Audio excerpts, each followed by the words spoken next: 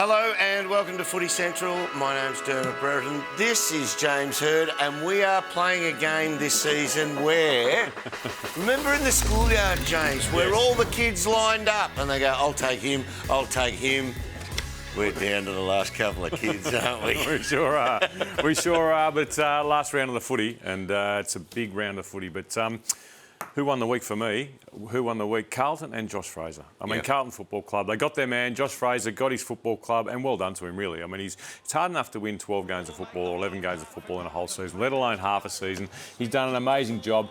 A draw against the Western Bulldogs was enough to get them in the playoffs, but who would have thought when Michael Voss left the Carlton Football Club in the middle of the year that this club would be the second most successful club for the second half of the year? Unbelievable. It really is. And I've been listening to some talkback radio during the week and people were saying, oh, come on, you know it. They've only made 9th or 10th, whatever it is. It is phenomenal what they have done. Nobody hands you a game in league footy. No. You don't win them by accident. So to win 10 out of 12 or, what is it, 10 and a half out of 13, it is extraordinary. And they haven't just beaten the lower on the ladder too. They beat the Brisbane Lions convincingly 3 weeks ago, who look like they may be the premiership favourite yet again. Absolutely. Who won the week for you? So who won the week for me? An undermanned Collingwood against my mighty Hawks. They were sensational. We sat here last week and I said, you have to beat Collingwood. They will not roll over for anyone. And there was a young man on their team, Swaddling. He's only played 5 games.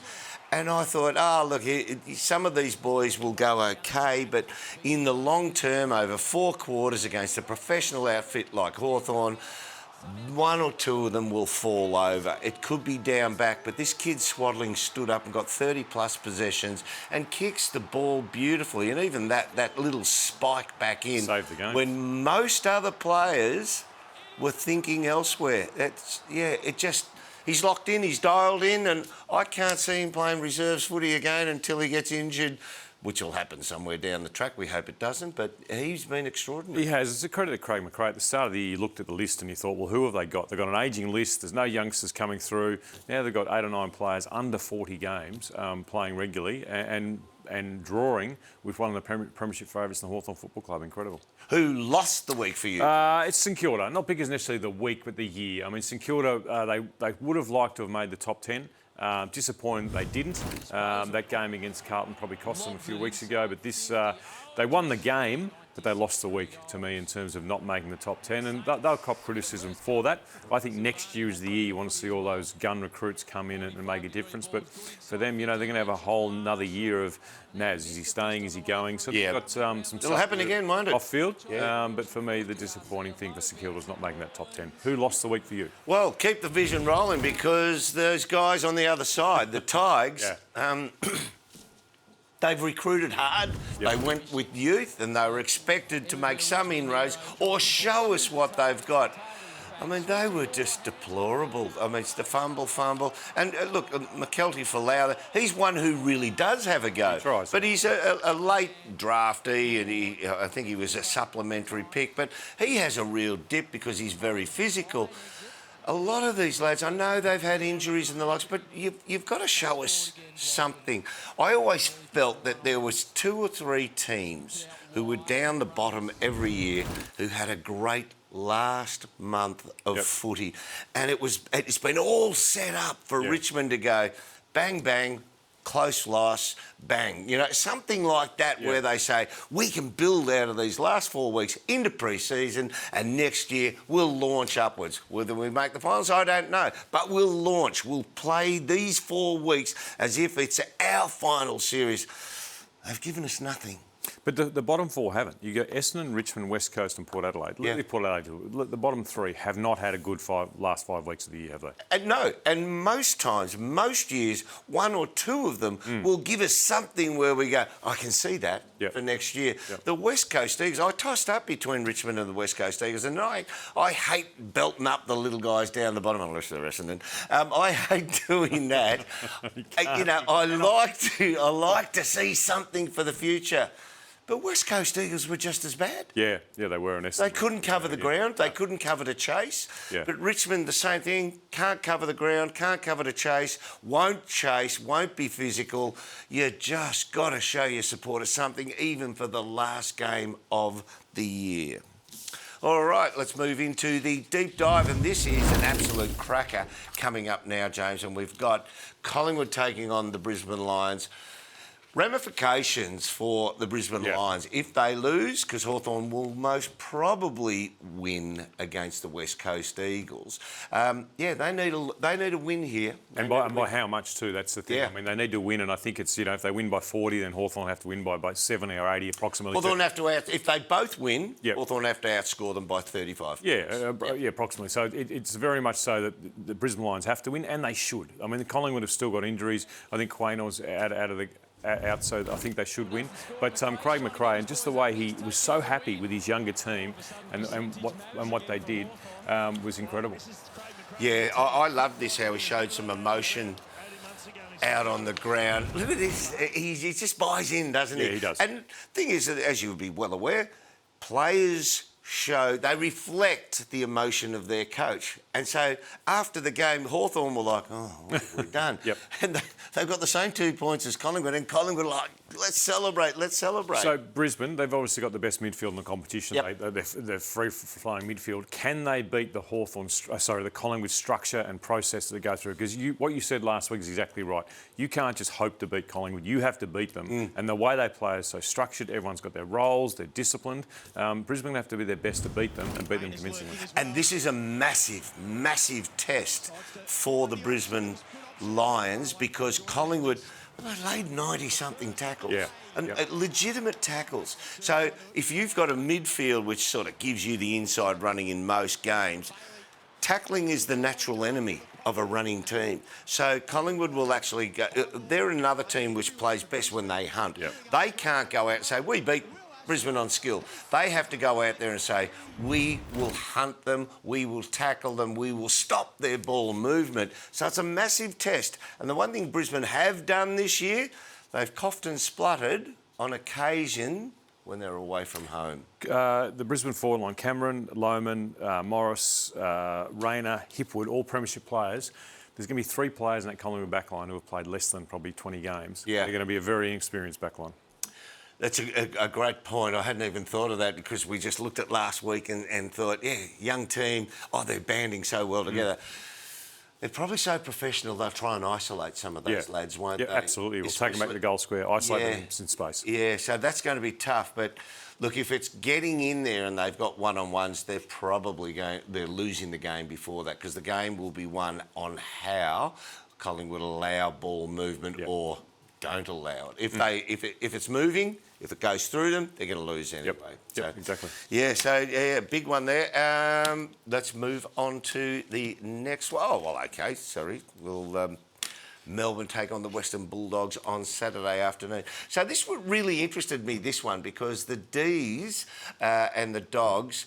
Last week, the Dogs had a second ruck issue for me. When Croft went in there, Cripps actually pushed him around. He did. Now, you notice that I went through the stats, not that I'm a big stats man. Rory Lobb took 24 bounces, throw-ups. Max loves going about 45 to 50, 45 to 50. So Croft is going to have to go up against Max at some stage. There you go. Cripps just pushes him under the ball. It's going to be carnage unless they can some way put real heavy numbers around Max. Yeah, if Bont and English don't play, I think it's going to be really difficult for the Western Bulldogs. Richard's going to have a great game, but you've got Max and you've got Cozzy Pickett in the middle of the ground up against an inexperienced midfield for the Western Bulldogs, but also the Western Bulldogs team defence with that Melbourne run and gun is going to be very, very difficult for them. How good was Ed Richards last week? Ed Richards was fantastic. Absolutely fantastic. His ability to lead from the front with 31 disposals versus the Carlton Football Club was absolutely sensational. And I just think that he's going to have to play another game like this if there are any chance. But I just don't think they've got enough through the midfield without the Bont playing. And from what Luke Beveridge is saying during the week, he would prefer Bont to have a week off. I think Bont wants to play. Yeah, but the Bont... footballers, they just want to be out there. They want to play. So at Collingwood they're going to have the same discussion. I've heard a lot of the talk this week about Nick Dacos. Do they rest him for finals? I think it's one of those ones where unless you're really banged up, don't flirt with your form. Don't give the opposition a chance to actually work out how to beat you when you're slightly off your peak performance and peak personnel out on the ground.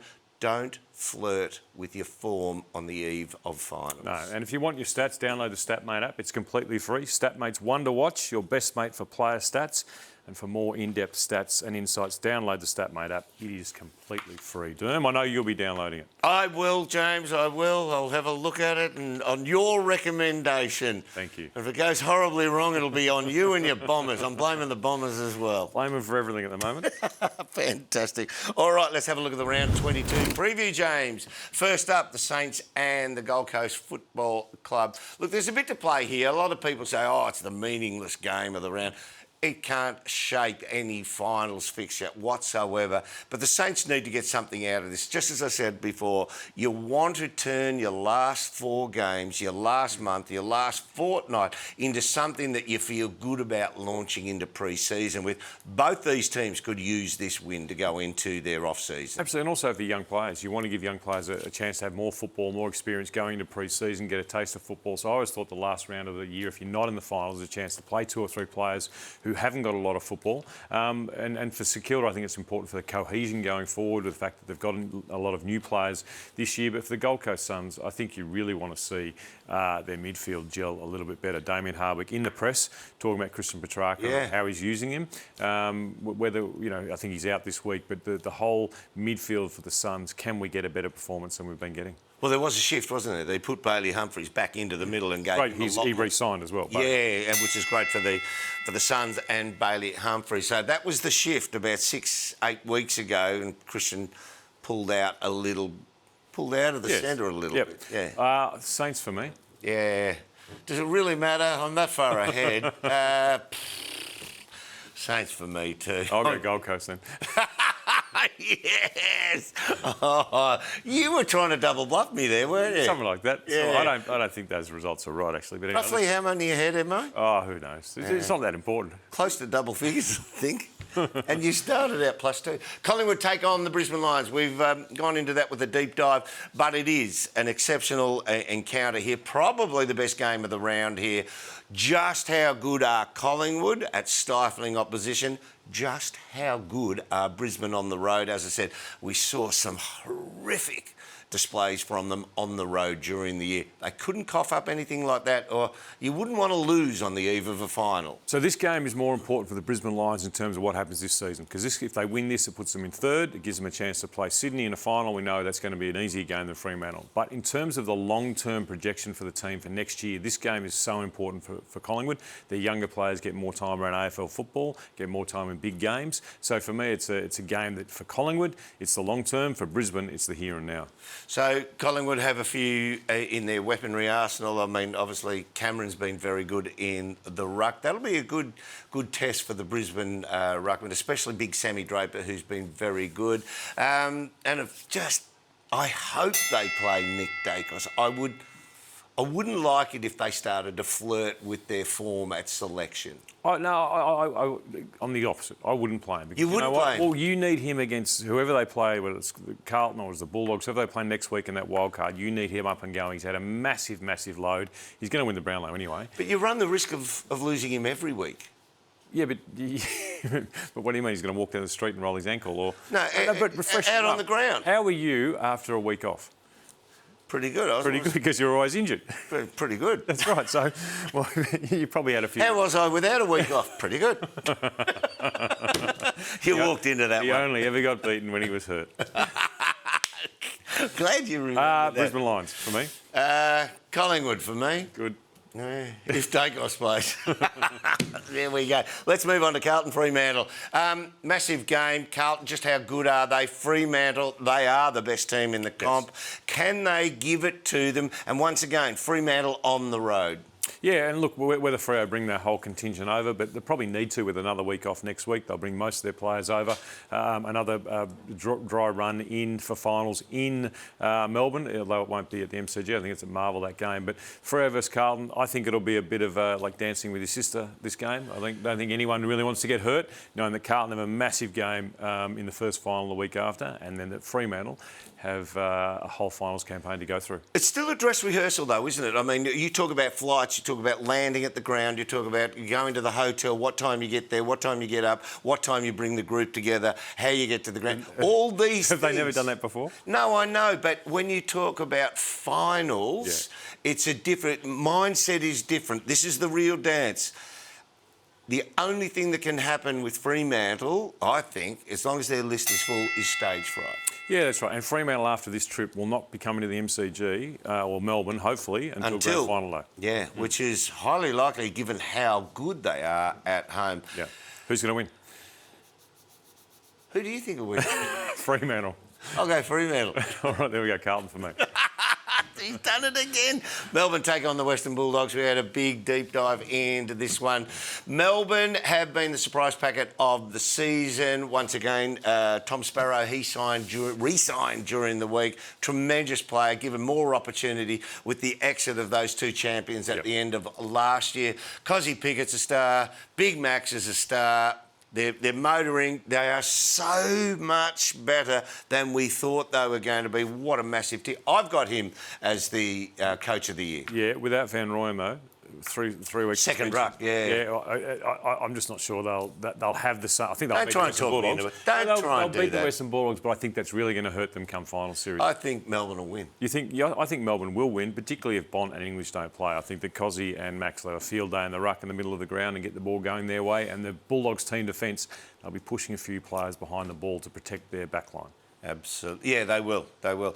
At that, they will probably have the most interest off-field in the off-season. The Bulldogs? About what they do and how they recruit. Of all the teams which are capable of challenging next year. Melbourne for me? Melbourne for me. All right. I'm on to you. I don't think you are. Geelong... Oh, I've got no idea what you're thinking. Geelong take on the Tigers. Tigers, give us something.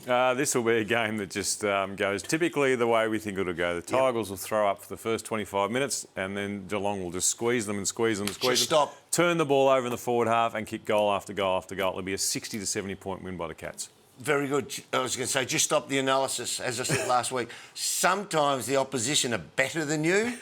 Better on paper. When they run out, they're bigger than you, they're faster than you, they play better than you. It's like local country footy. One team hasn't been defeated, they're coming up against the blokes who haven't won a game for 3 years. That's what this game will be like. But surely you want to see from the Tigers. Chase, You do tackle, need something. pressure, close the game. Not close the game down, just make it a scrap and a fight and get the ball out of the centre square so that you actually get a chance to have it in your forward half. Because if Geelong get the ball into Richmond's back half, it's not coming out.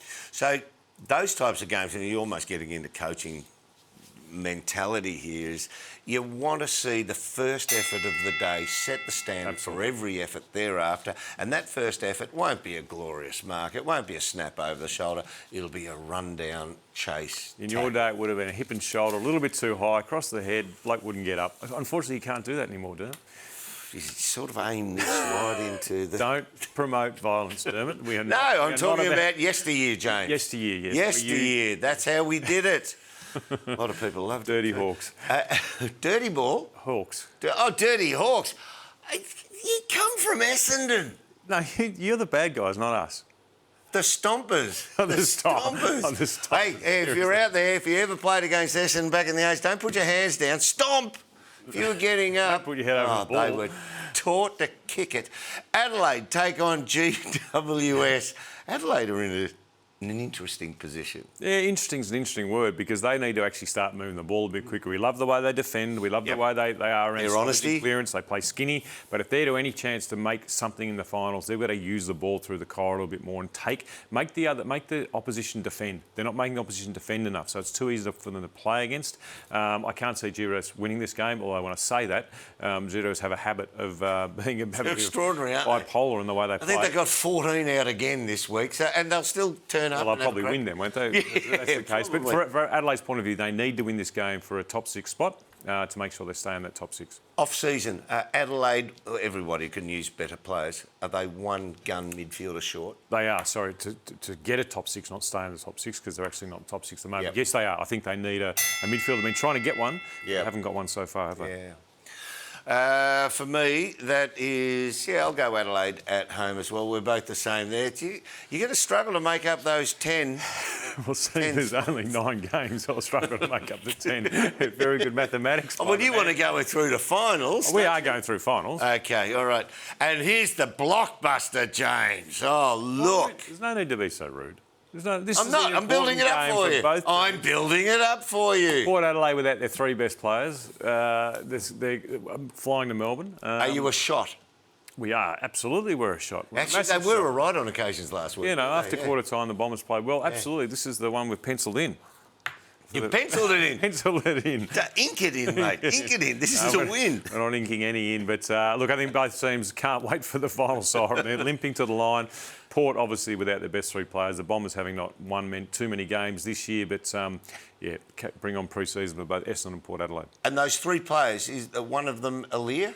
No, I think... Well, Aaliyah won't play. There you go. He won't, yeah. There's 4. So there's 4 now, so, yeah. But Georgiades reported last night will sign with Port Adelaide, so some very good news for the Port Adelaide Football Club. Yeah, so, James, your beloved Bombers, who are you tipping? I'm going to tip the Bombers. Thank God, for once you've actually... It's the first time I've tipped them this year. Yes.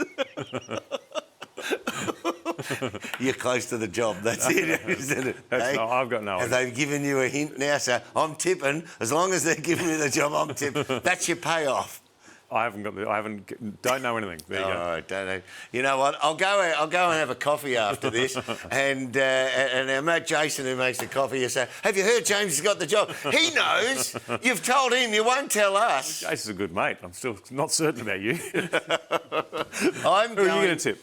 I'm going. I'll give you a shot here. I'm going for Port. Oh God, seriously, just for once. You can back the Bombers for once. I've backed the Bombers on occasions when you haven't. Thank you very much. And we can go to the tape about that, and it still hasn't hurt my tipping. Sydney take on North Melbourne. Wow.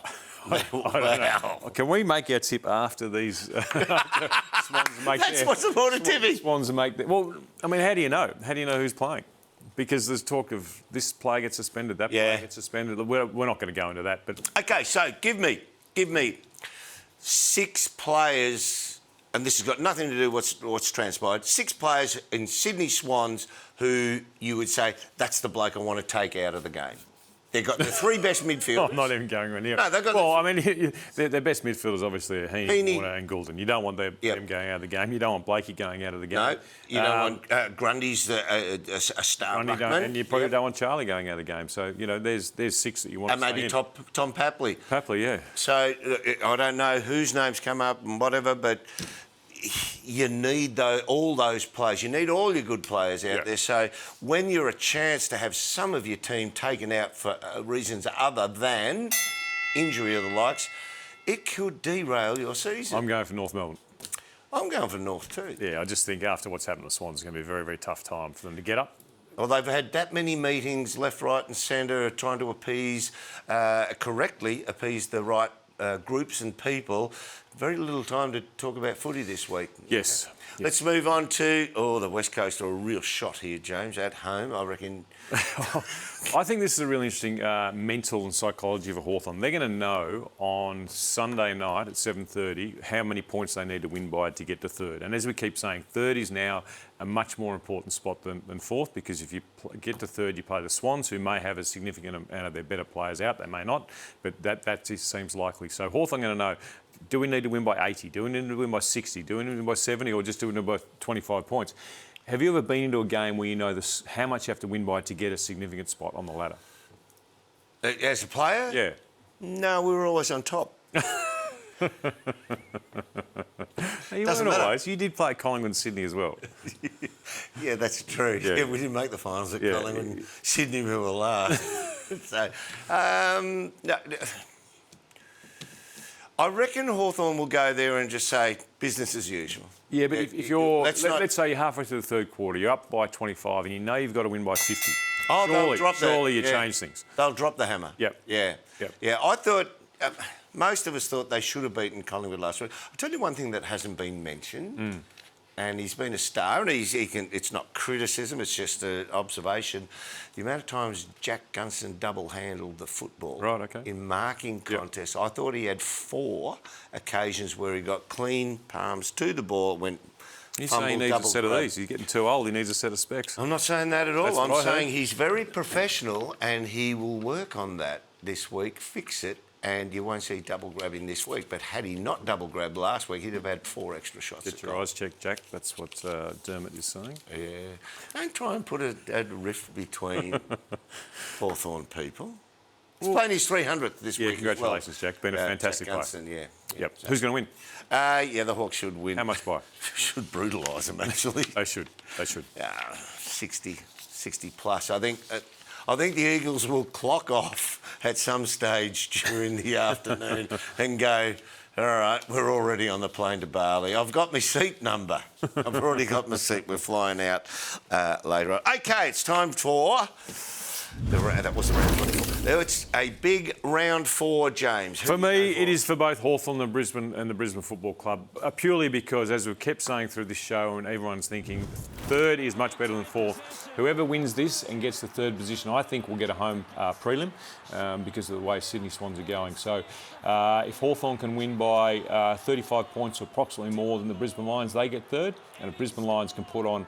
You're not going to put on a cricket score against Collingwood, though. I mean, if you're going to beat Collingwood, you're probably going to... At best, I think it's going to be a 30, 35-point win, which then puts probably the Hawks in, can they win by 10 goals or more? So massive week for both teams, huge ramifications on the final series, because if Brisbane get a home final, a prelim, or Hawthorn get a home prelim, it's a huge advantage. I love how you're a lateral thinker on footy. What did you make of that no shot clock? Dylan Moore couldn't look up and see how much time was remaining, so he wasn't willing to challenge himself and run around and just hammer at the goal face. Wouldn't he have known? Wouldn't his teammate? Wouldn't the runner have been out there saying it's 30 from seconds? Somebody holding up a sign on the side of the ground with a tractor on it, or a bowl of spaghetti?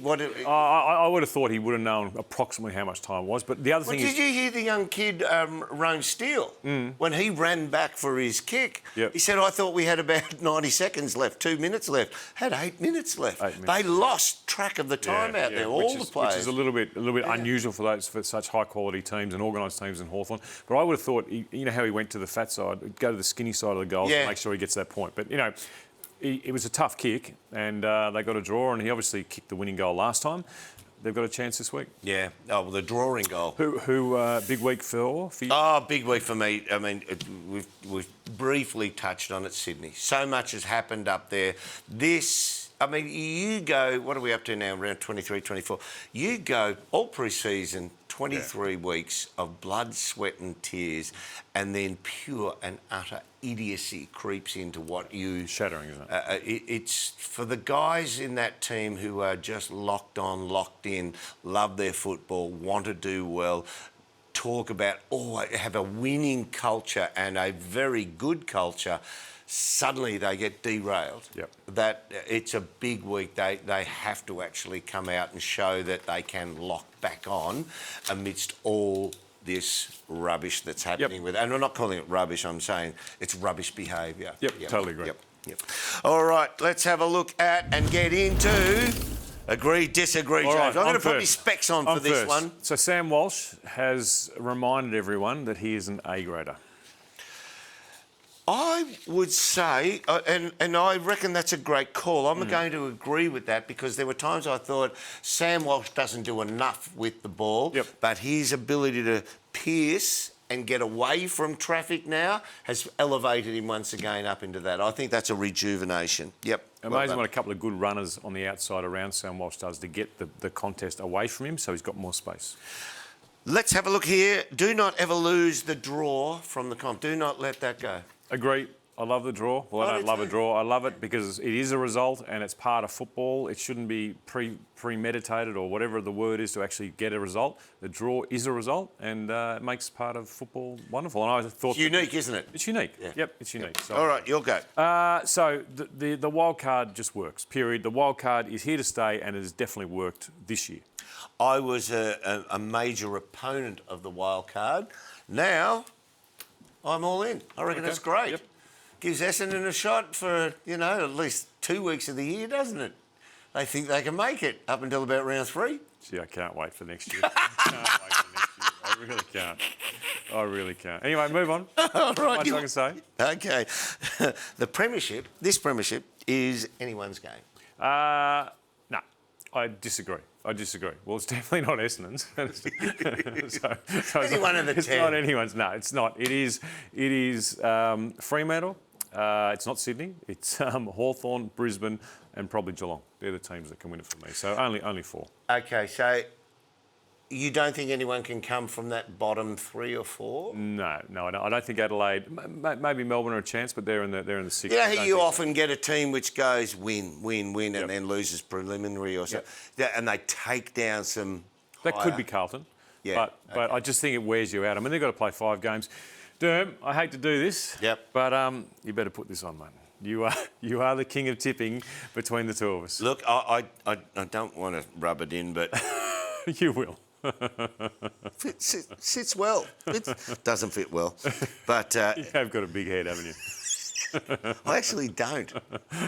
There's not one of your teammates that would agree with that statement. I was Ex-teammate. second in line. Dipper probably takes the cake You there. reckon your ego's second in line to Tippers? Yeah, but I actually was good. He was a really I hope well-credentialed. you're watching Dipper, and if you're not, on Brownlow night, I'm going to bring this in and show you that Derm again has been rubbishing your football career, Dipper. He does it offset all the time. He knows I love him. He knows I love him. It's not about loving him, he just doesn't reckon you're any good at football. Hey. Well, he knows I was a better footballer. Hey, you try to do it with Jack Gunston. And, hey, is there no depth to which you won't plumb to try and Not when it comes to bring Hawthorn? No, that's absolutely right. I'll plumb to any depth. Bombers, James. Bombers, just name your coach. Just come out and name the man. No, Agree. Yes. agree. Oh, very good, mate. Good luck. We hope to hear you during the week. Let's hope so. Next week, I'm Fingers crossed for you, mate. Thank you. Good luck. Thanks, We'll mate. see you next week.